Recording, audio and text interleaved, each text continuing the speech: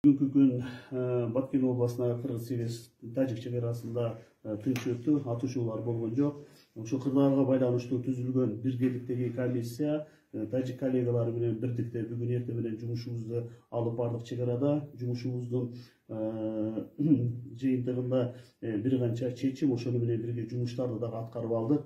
Бул биринчиден жолдор ачылды. Бул тажик тараптан дагы, кыргыз тараптан дагы Баткен Разаков жолу дагы бүгүн толугу менен ачып туруп, бүгүн биздин жашоочулар кенен ал жерде өткөнгө шарт түзүлдү.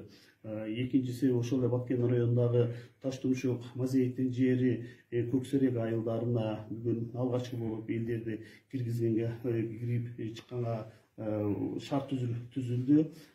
Үчүнчү бул биздин ошол Баткен районундагы чекарада жарыкты көчкөнүнө байланыштуу бүгүнкү күндө электриктер келип туруп өз жумуштарын калыбына келтирүү боюнча жумуштары башталды. Ошону менен бирге Көк Таш, Аксай көпүрөсүн биз ордуна, калыбына келтирүүнү баштадык.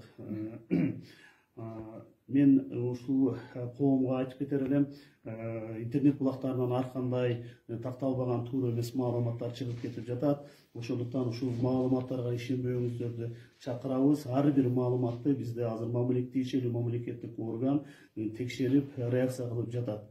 Жалпысынан бүгүнкү күндө Кыргыз-Тажик чекарасындагы кырдаал турукташа баштады. Сүйлөшүүлөр дагы болобу ошондо? Азыр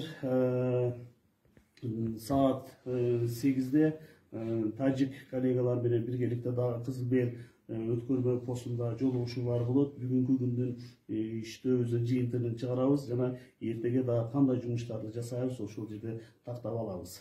Ошондой эле Лейлек району боюнча Лейлек районунун акими Алмазбек Рахманкулов дагы өзүнүн визалык менен жолугушуп, бүгүн Жаңы Жер айыл өкмөтүндө бир канча жумуштарды аткарышты. Бул биринчиден Жаңы Жер айыл өкмөтүнүн толугу менен өз кайтарууга алып, азыркы учурда Ханибадан Достук жолунда биргеликте милициялар тарабынан патрулирование кыла турган болушту. Азыркы учурда кызматты алып туруп, Жаңы Жер айыл өкмөтүндө алгачкы элдерди ушул жерге тартуу башталды.